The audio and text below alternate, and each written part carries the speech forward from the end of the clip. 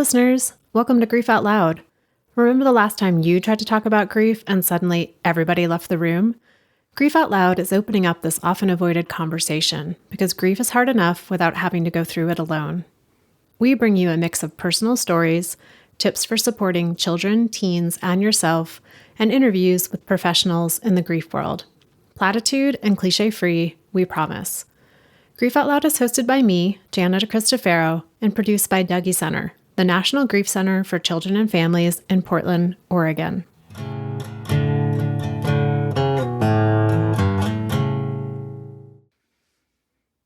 Hey listeners, we are working on something special, and I could use your help. November is Children's Grief Awareness Month, and our hope is to put out a compilation episode highlighting the voices of children and teens. If you have a child or a teen in your world who is grieving a death and would like to be part of the episode, you can record a voice memo of them responding to one or more of these prompts. When my person died, I felt. When I'm missing them, this helps the most. Today, my grief feels like. In the future, I hope my grief will feel. They can say as much or as little as they would like. You can send recorded voice memos to griefoutloud@dougy.org, dougy.org, which is also how you can reach me with any questions. Thanks so much for considering. Today's episode is with Kendra Rinaldi. She's the creator and host of the Grief, Gratitude, and the Gray in Between podcast and a grief guide. She's also a mother, a wife, a daughter, and a sister. When Kendra was 21, she had recently moved from her home country of Colombia to the States. Not long after that move, which came with its own type of grief, Kendra's sister, Zorana, died in a car accident. This death would become one of many losses in Kendra's life, including a miscarriage 10 years later and the death of her mother 10 years after that. In the last few decades, Kendra's gotten to know a lot about her grief and the grief of those she supports and the people on her podcast. And she's had to figure out how to express this grief in different ways, including how to find the words for it in both Spanish and English, a process that helped her realize that Spanglish, the mix of both, is really the best one to articulate her experience. Kendra is warm, thoughtful, funny, and super honest about what she does and still doesn't know about grief and the ways it continues to show up in her life. Kendra, thanks for coming on Grief Out Loud. Thank you for having me. I'm so happy to be here. Thanks for having me as a guest. How do you want to introduce yourself today? Gosh, that is a loaded question. Like, where do I start?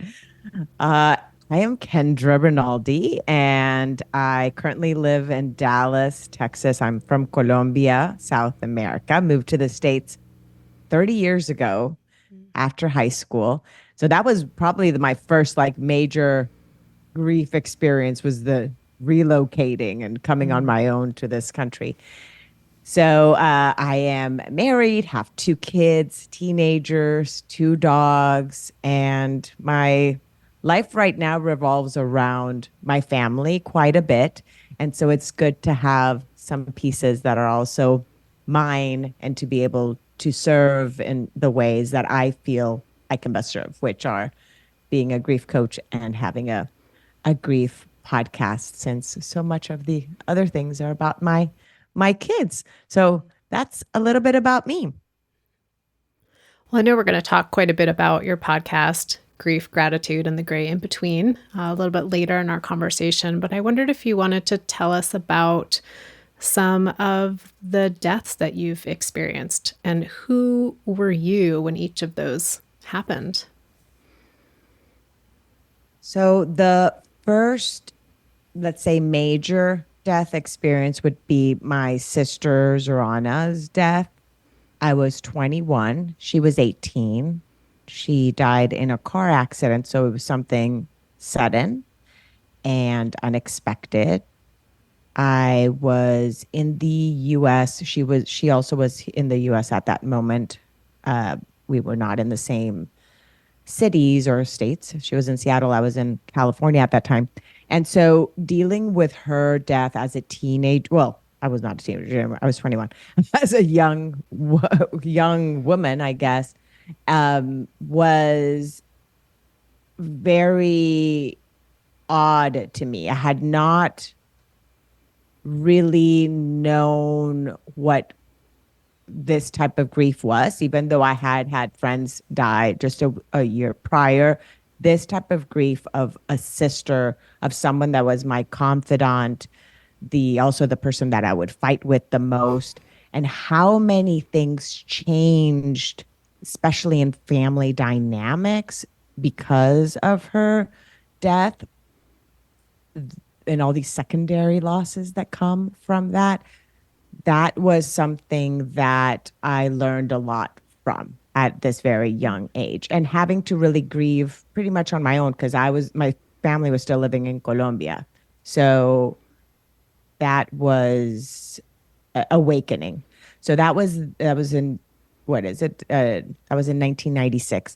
The next like major death. I have my grandparents that have passed away and so forth as well, but ones that really shaped me were in 2006, my first pregnancy, which resulted in a miscarriage.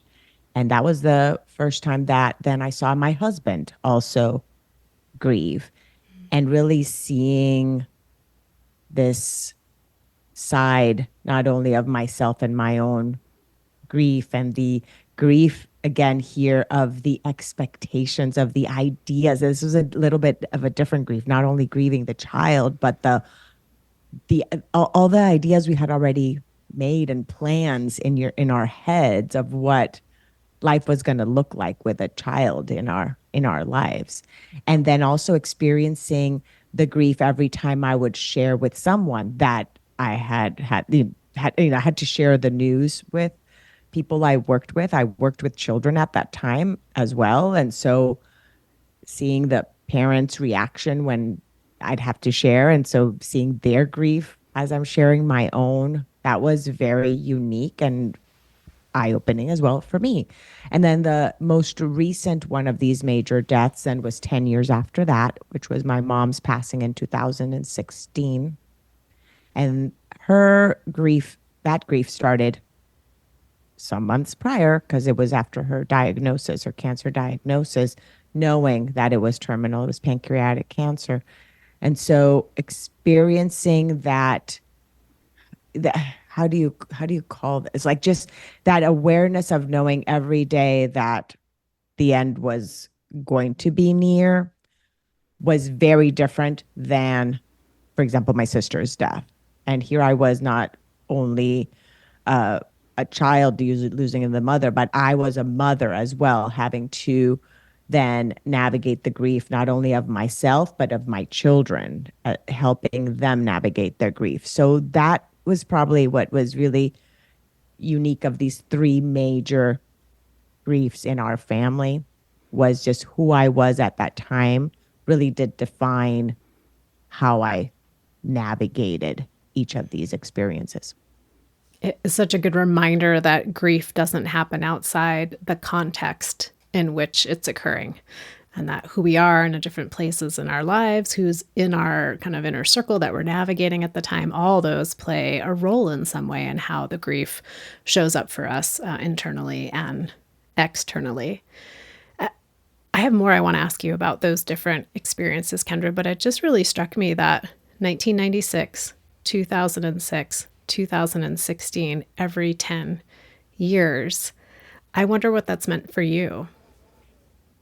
I had not picked up on that until one time I was writing my bio, and that I was like, whoa, wait a minute. Like this is really odd that it's 10 at this 10-year mark.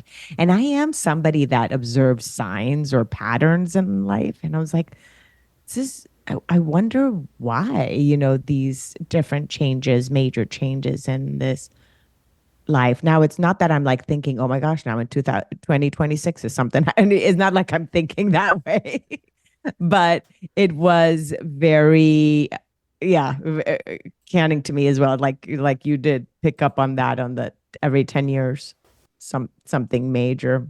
And just, yeah, what you mentioned before of the who I was in that time and who I was with, how that also impacted my grief is something that I am very aware of now as I am coaching others in their own grief journey of knowing and having that relatability to what they may be going through. And you've mentioned this in your podcast before. We are not experts just because we've experienced grief. We just because we can't even be experts of our own grief because we have no clue how it's going to show up after. I have no clue who I'm going to be 10 years from now, 20 years from now, or who's going to be around and how it's going to show up. But I feel that we do have some relatability to others' emotions when we've experienced grief. Seems like that's one of the perennially frustrating aspects of grief for folks is where they feel like, okay, I think I've got a handle on this grief. I know how it's going to behave. I know what its kind of rhythms and its natural variances are. And then bam, something happens. It throws it all out of whack again. And you're like, what the heck? Mm-hmm. I thought I knew what I was doing here. And then something else happens or another death occurs or another type of loss impacts us. And we have to kind of scramble to find our ground again. Yeah, no, it is. It is. It's like there really is no playbook to it. There could be tools that can help us navigate and different circumstances, of course. But yeah, we have really no clue how we're going to react to something at all. We can only just prepare ourselves like with these different tools that are out there and hope for the best when they do when a grief wave does strike. Right now, the Olympics are happening, just to like put us in a time and space of it being early August of 2024. And I just had this image come to mind because you were describing like your sister died really suddenly and unexpectedly. You experienced a pregnancy loss where you're grieving not only your own loss, but watching your husband and his grief. Your mother dies from more of a more drawn out illness. You've had 3 very different experiences. And I was just imagining like when you're grieving, sometimes it feels like you're at a sporting event and you have like the seats behind, what do they call it? An end zone. We'll go a football game. Seats behind the end zone. And sports are not my sports are not my forte. So just FYI, if I'm like an end zone, but continue. I love the analogy, even if I won't be able to relate to everything. We're gonna stumble through this together. But you're seated somewhere where you have a vantage point of whatever's unfolding, the tennis match or the football game, the gymnastics competition. And it's really easy to think, oh, I bet the people over there have a better view. And so I hear a lot in my groups of like, oh, I wish I had had time. I'm envious of people who had a long-term illness so I could have prepared myself and said goodbye. And someone who goes through that says, oh, I wish I could have had a sudden death because I had to watch my person fall apart in front of my eyes and it was so devastating. Or I had so much time with someone or I didn't have enough time with someone. So I'm just curious from your perspective, who had 3 different, like what's your thought on that? First off, that is an incredible question and one that I have also thought of before and that I've also been asked before. And it is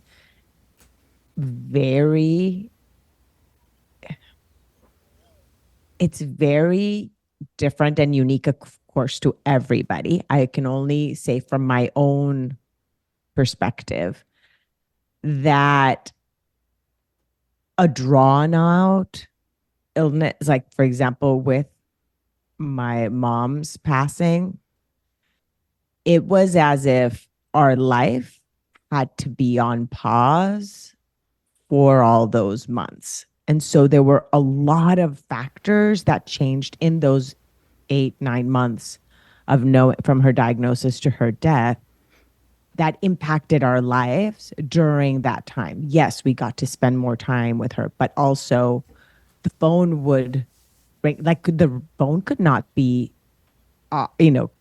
off at night. I had to be on. Like these things of like not knowing when you're going to get that phone call and constantly being on edge for that time was something very different than getting a phone call when I'm, 21, knowing that my sister's been in an accident, and 2 hours later knowing that she's died, right? So different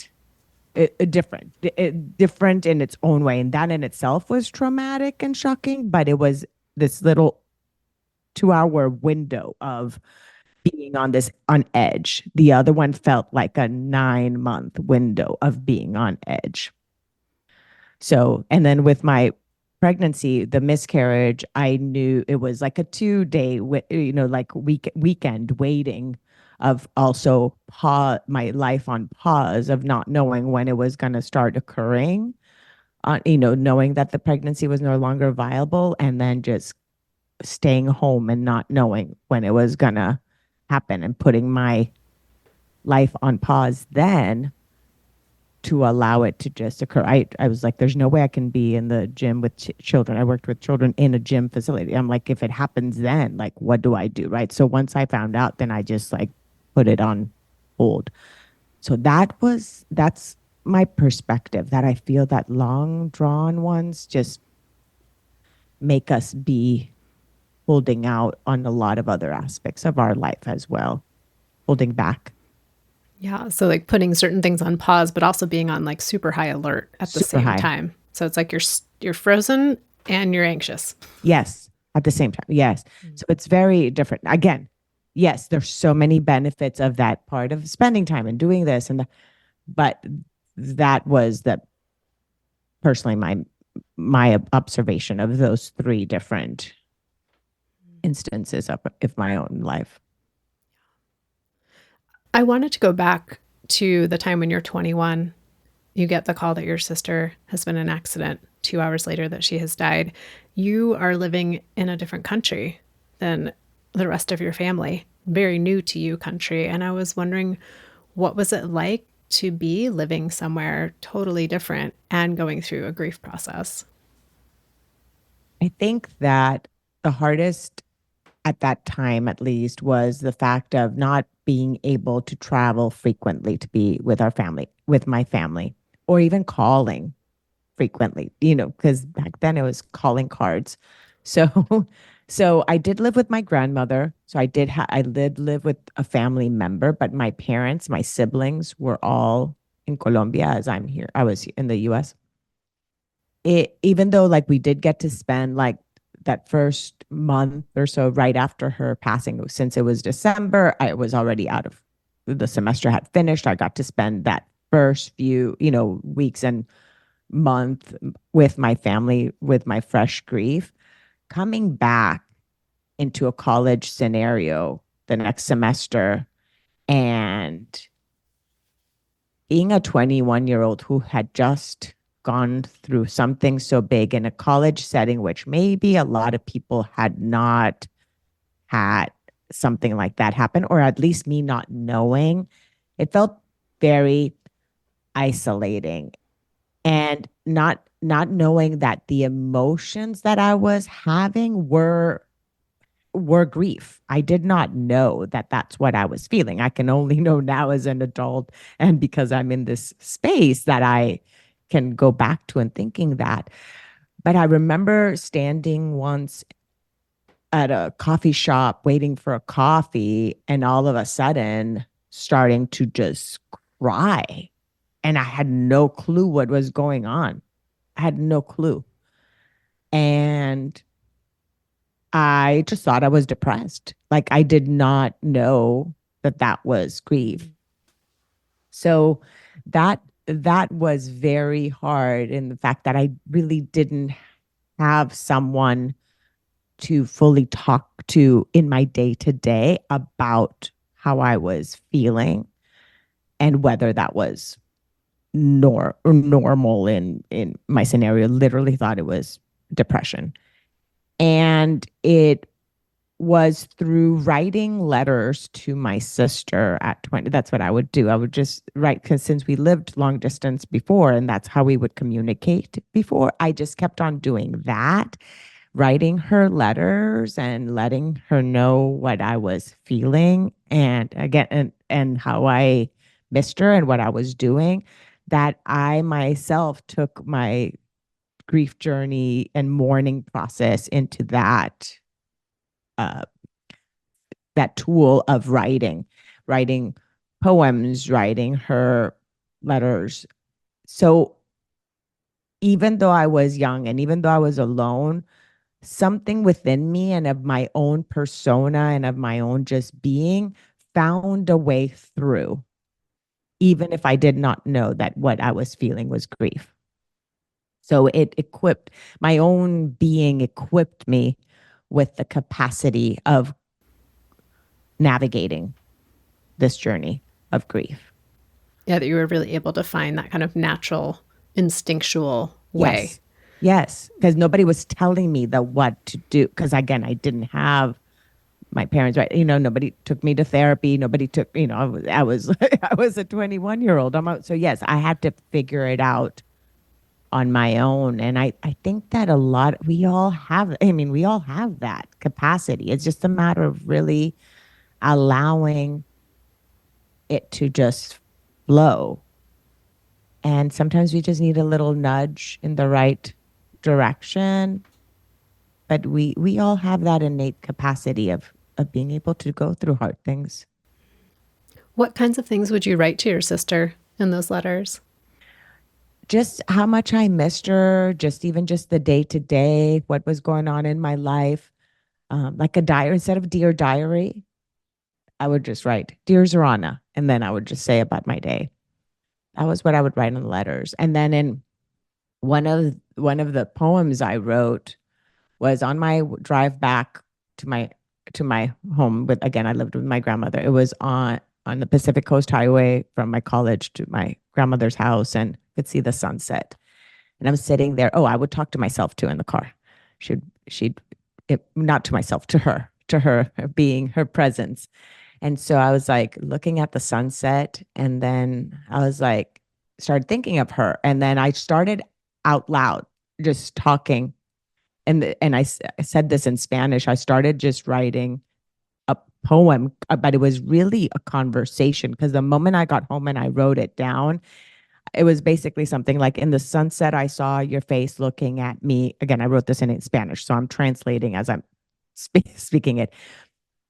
A face so bright that in it I could see it was something about like what I could feel from the sunset and seeing her.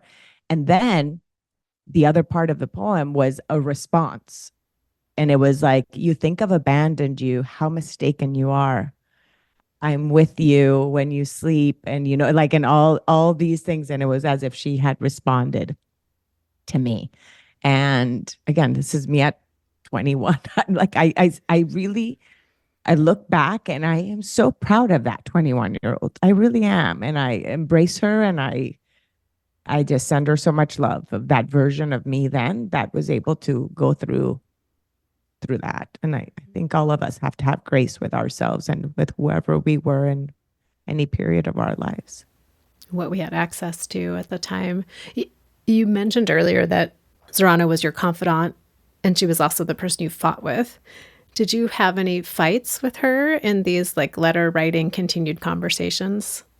I don't recall fighting with her afterwards in my letters when she had already passed.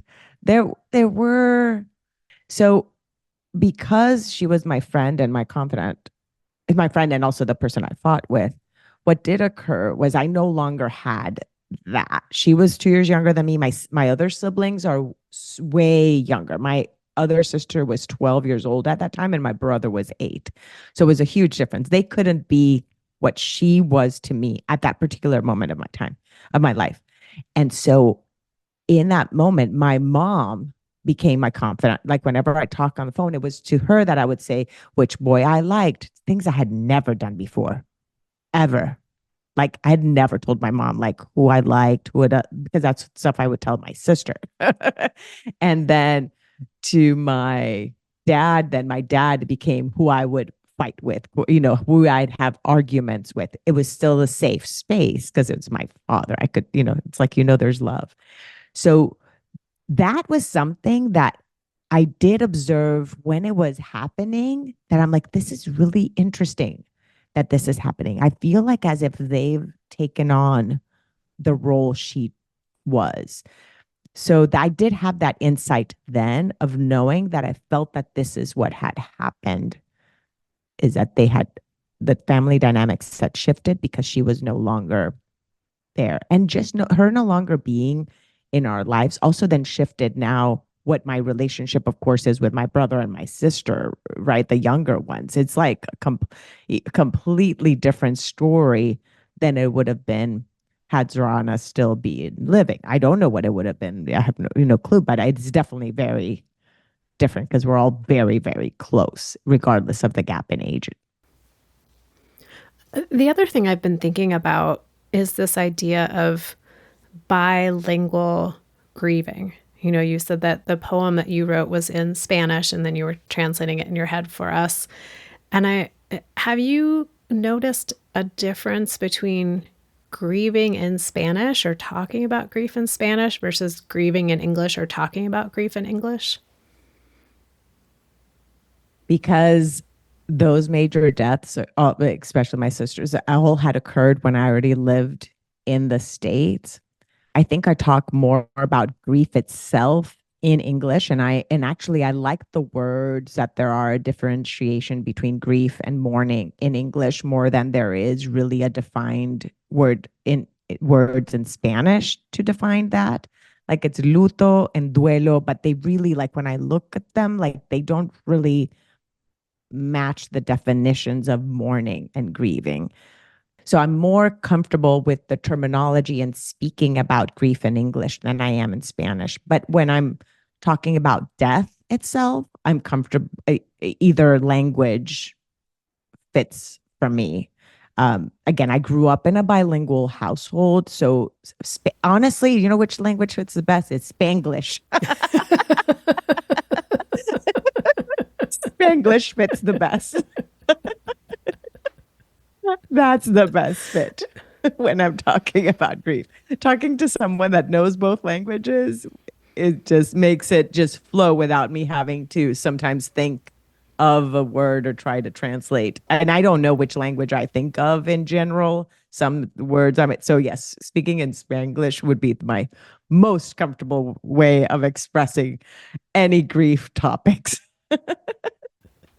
Being able to talk with someone who has equal access to both avenues. Yes. Yeah.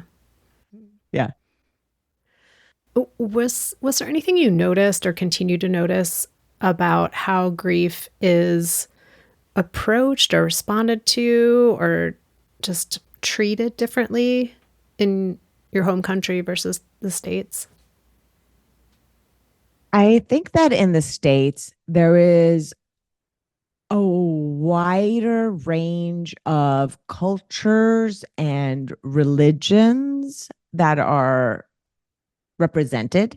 So, therefore, the variety of ways in which people grieve or see death is more prevalent or more visual here in the States than I feel it is in Colombia. Colombia is a country in which predominantly culturally it is and religiously is mainly Catholic, Christian, based. Yes, there are a sprinkle here or there of other religions, including myself. I did not fit into the status quo of the religion that was predominant in my country of Colombia. So the way that it's expressed, or that I was used to seeing it shown in TV shows in Colombia, and how people would express grief or the rituals around death there, was very much in the Catholic type of setting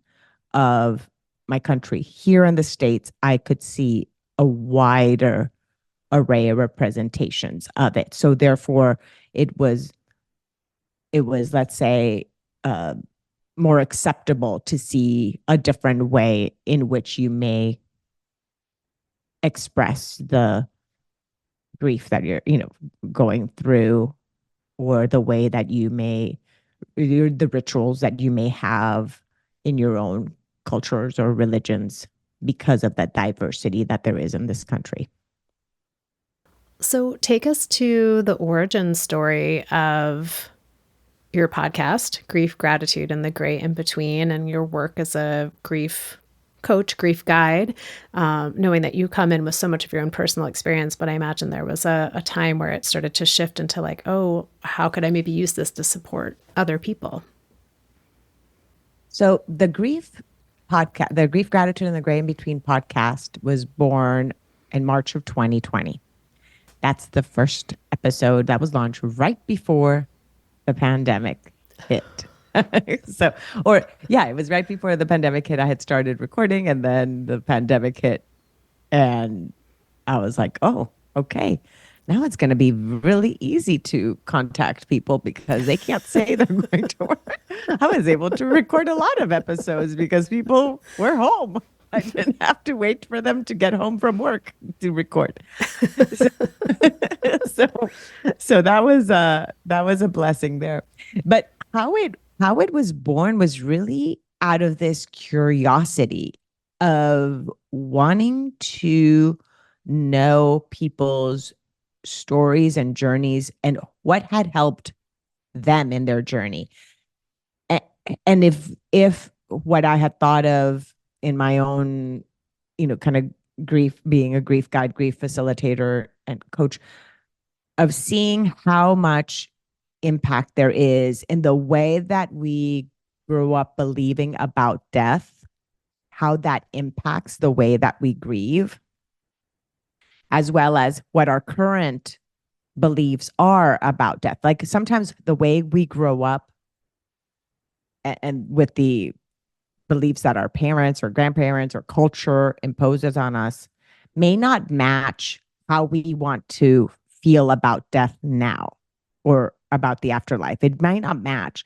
And finding that space in which we feel comfortable with what we believe happens after we die can bring comfort then in the grieving process. So that was my own kind of experience. And so I was curious of other people's perspectives and was wanting to know how each person had navigated that journey based on their own belief systems. And that's what kind of propelled the podcast.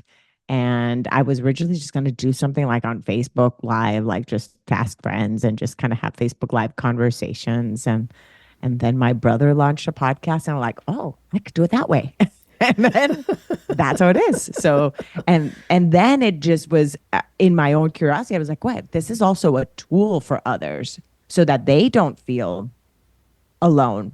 And it's, especially if you don't have a circle around you or someone else that's grieving, you can't feel very isolated in your grief. I know I was, at 21 and, being again, like you mentioned, in another country. So it became that another tool for people to use if they wanted to have some accompaniment in their grief journey. So in March of 2020, you come into it with so many years of kind of your own experience with grief, maybe having a little bit of more comfort, maybe isn't the right word, but familiarity with your own grief.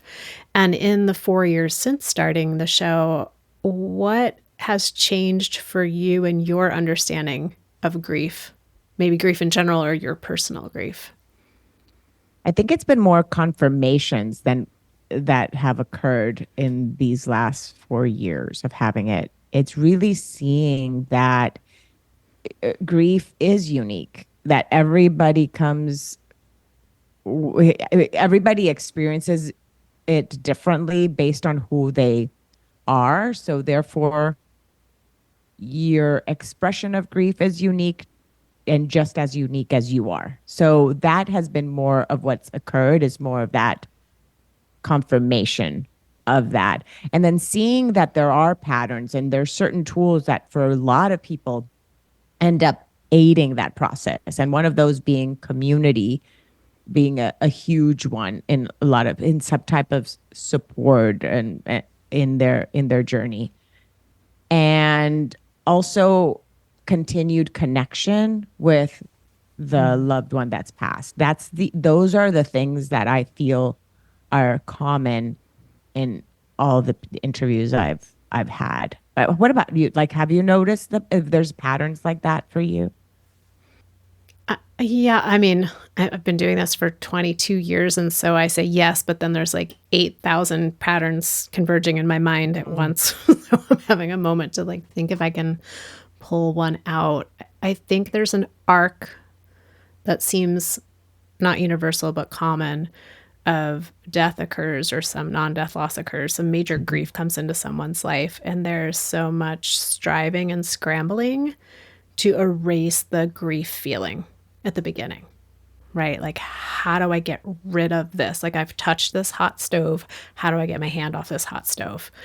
And then over time, there's this recognition, oftentimes with a lot of consternation and frustration and protest, like, oh, that warm sensation is going to be with me for the rest of my life. I can never fully pull my hand off of this hot stove. The stove may not feel as hot over time. I may learn to figure out ways to live with that. There may be times where I even appreciate the warmth of this stove, but I'm never going to not know that experience again. And that I think there's grief in that.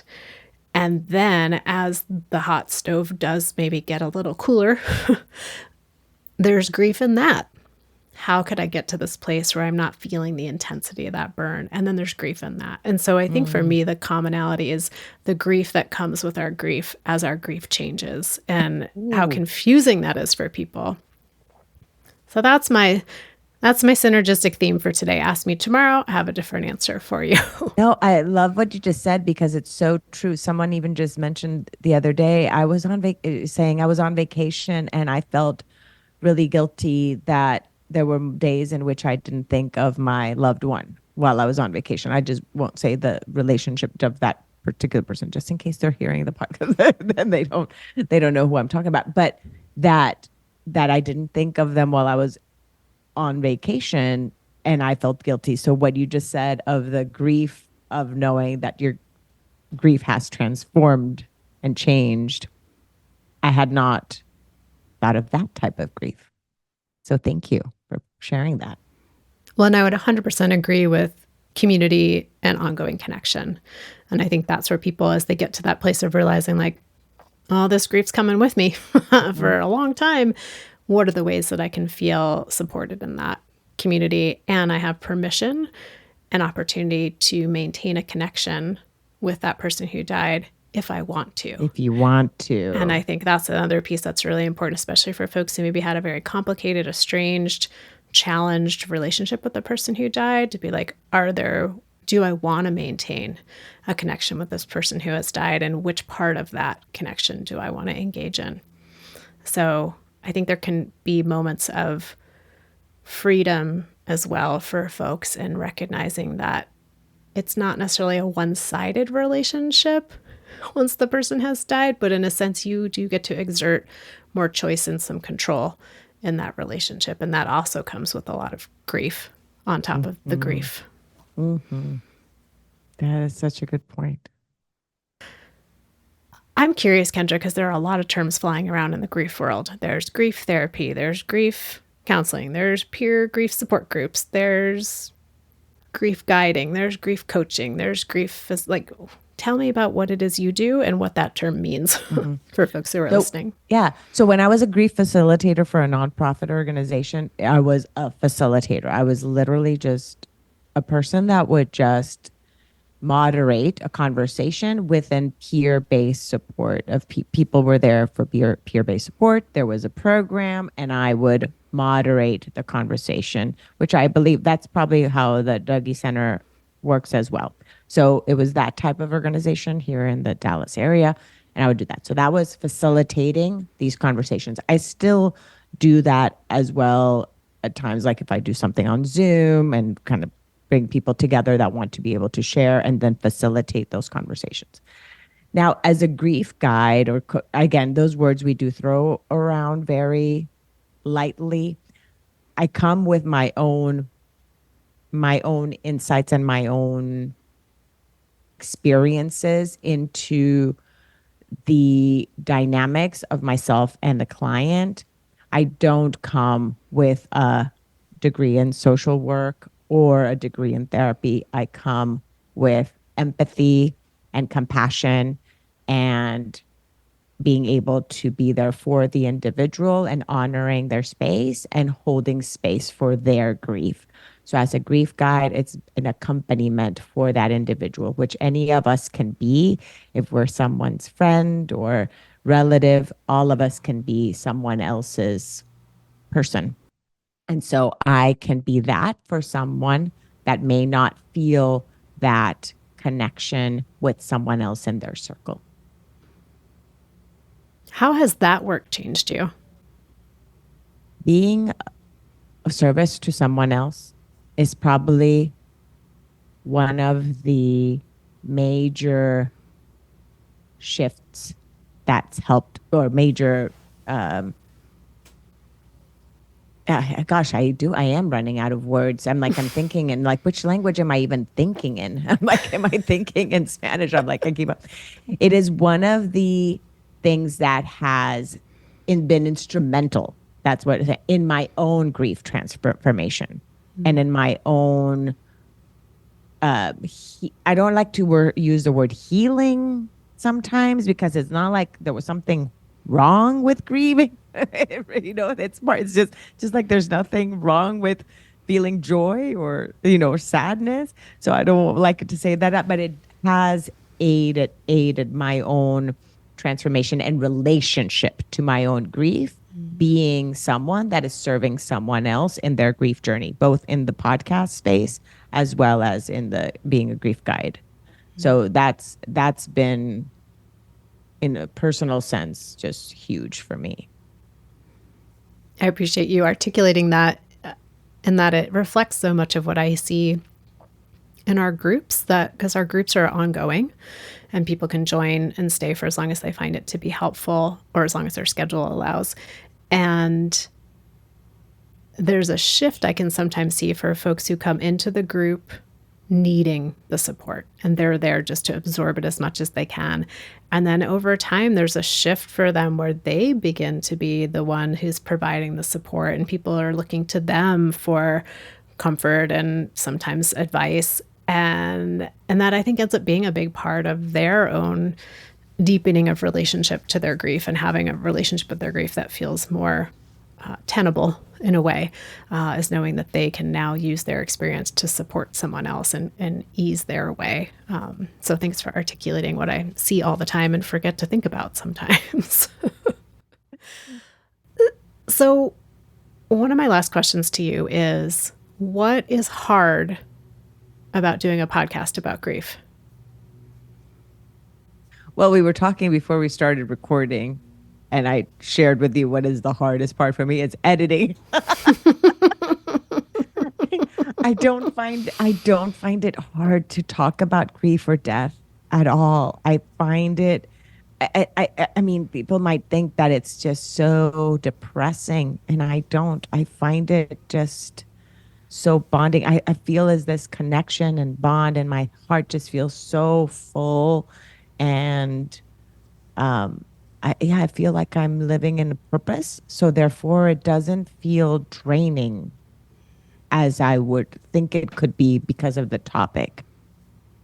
So yeah, sometimes it may be like if I'm reading, because a lot of the guests I have are authors, so I read all their books prior to I read the book before I interview them.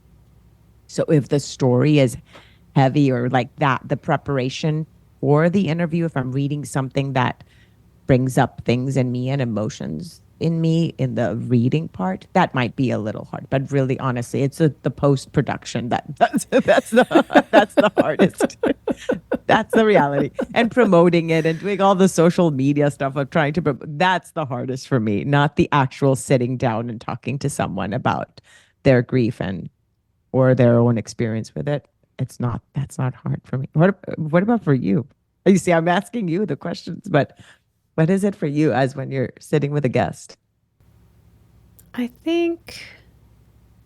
mean, at first I would say, yeah, the editing. It's just tedious. It's so tedious. And you've been doing this longer. You're almost 10 years. So yeah, how is it almost 10 years of asking people questions about grief and death? My sense is that as much as the post-production piece is tedious, there's something about that is really supportive in being able to be in these deep conversations because it's such a different part of my mind. And so the balance for me is really important. So I would say that sometimes there's just such a traffic jam of episodes that I Mm-hmm. need to edit and get out into the world. And I feel like the caretaker of these really precious stories. And I want to treat them with so much honor and respect. And so the hardest part for me actually is writing and recording the intro piece that I do later, because that's where I'm speaking for the guest. And there's a lot of hesitation there because I never want to misspeak for somebody in their own story, which is I'm so grateful for something like a podcast where people can speak for themselves. So I think that responsibility can weigh heavy on me. And editing out clicks and ums is, yep, just takes a lot of time and focus. Yeah, people don't really realize probably the amount of work that goes into the post Yeah. production of things, right? It's like, oh, 30 minutes. Yeah, that was Yeah. not 30 minutes of a podcast. It was Right. at least three times that amount, at least, unless you had to read a book. If you were reading a book that the author, the person, there's a lot that goes into it. So, for our last question today, how are you staying connected to your grief lately? Although it's probably more accurate to say, how is your grief staying connected to you? So I was driving. This just happened this week. I I was driving to go pick up my daughter from something, and I was in the car, and I started thinking of ways in which, like, nicknames, like grandparent nicknames for myself. I don't. This is so random. This is just gonna be like how basically how grief sneaks. I'm gonna say it more like how grief sneaks up on me more than the connecting part, if that's okay, because this was one of those things. So then I'm like, oh, okay, let's see. How could I be? What could be my grandma? My kids are teenagers. They're not, I don't even know if they're going to be parents. I have no clue. But I was like thinking of grandparent names for myself, grandma names. And then I started thinking, oh my gosh, I am, I am not going to maybe be alive when my own kids are grandparents. It was so odd. Like I was like thinking, like my mom won't see me be a grandma because my mom's died, right? And then I'm like, I might have already died by the time my parents are grandparents. I wonder what, because I was thinking, what would their nickname? It was, and I start crying in the car. This literally just happened this week. I just start crying thinking of that. I'm like, oh, I won't get to see them be grandparents. Like, so it was the oddest thought I felt that I'd had about grief and about my own mortality. It was just so random that it caught me off guard that I was thinking and grieving an expectation that may not occur. Like an idea of a future that I might not be able to be a part of. Knowing, of course, that my mom's not a part of certain things that are happening now. And of course, my sister was never physically a part of my kid's life. So that's how grief shows up for me sometimes in the randomest thoughts. And very much in that place of forecasting Yes. of what could happen and how that grief could show up. And I appreciate it kind of brought us back to what we talked about originally of the vantage point of grief, right? Like the grief when your sister died of being a sister, the grief of when you had a miscarriage and being a partner, a mother, both of those things. And your mother dies, and now you're a daughter and a mother to your kids. And here you are forecasting this other role, but from your vantage point of what am I going to miss out on? Yes, it was just odd.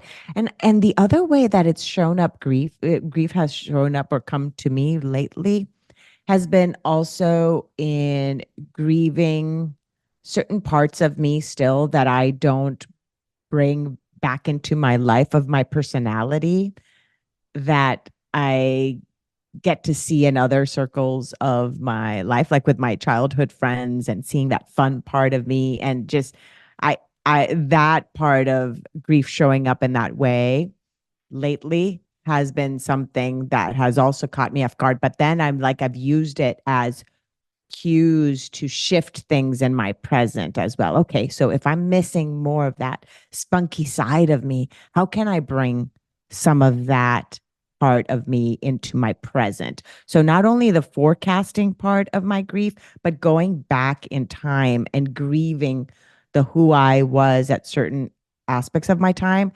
have been the parts that have shown up. And I don't know if that's normal for someone. Maybe it is. You might know this as a social worker in my, all about to, close to being 50. So midlife type of aspect of forecasting and also for, going back in time and grieving in those two spaces of life. So that's where I'm at in that crossroad of life. I am in the crossroads with you, Kendra. So yes, I can relate, maybe not from my social worker professional lens, but from my personal lens. Absolutely. And as you were talking, this came to me too, this idea of, you mentioned different tools that have been helpful to you in your grief and the tools that you might, prompt someone else to explore. And I think about the different things that we miss about the people in our lives who have died. So it's like if I'm sitting in a place of missing something specific about my person who died, whether it's the food that they cooked or the music that they listened to, like, oh, that could be a little bit of a nudge to go do those things, to go eat that food or play that music. But if I'm missing the way that a person cared for me or interacted with me, like say I'm missing the mothering energy or the sibling energy or the friending energy, like then, oh, is that something I can provide to someone else? Is that something I can seek in a different relationship? So I hadn't thought about it from that framework. So thank you for that perspective today. That is so true. And those are the ways that we can stay connected, but they're also the ways that sometimes, like either we could stay connected to the person that loved with, like you were saying with the food. If we're grieving that, then we can connect through that. But it can also bring up grief, right? Like when you're in the middle of eating something that then all of a sudden a grief wave hits because you remember your mom or whoever it was having cooked this and that, and then all the emotions come up. So it could happen either way. Either you seek the connection or the connection, like you said, grief finds you in that moment. Right? Yeah. Suddenly it's lasagna with a side of tears that you maybe weren't expecting. So. There you go. A little saltier than usual with the tears. A little saltier. Well, Kendra, thank you for making time to be part of Grief Out Loud today. I've really enjoyed our conversation, learning about your podcast, Grief, Gratitude, and the Gray in Between. And listeners, of course, I'll link to all of the different places to find Kendra and her show.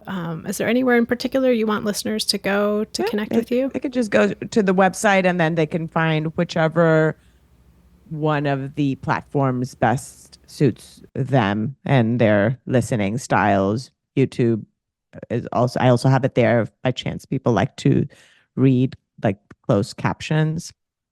YouTube is an option as well, so you can read it if you prefer and not hear it.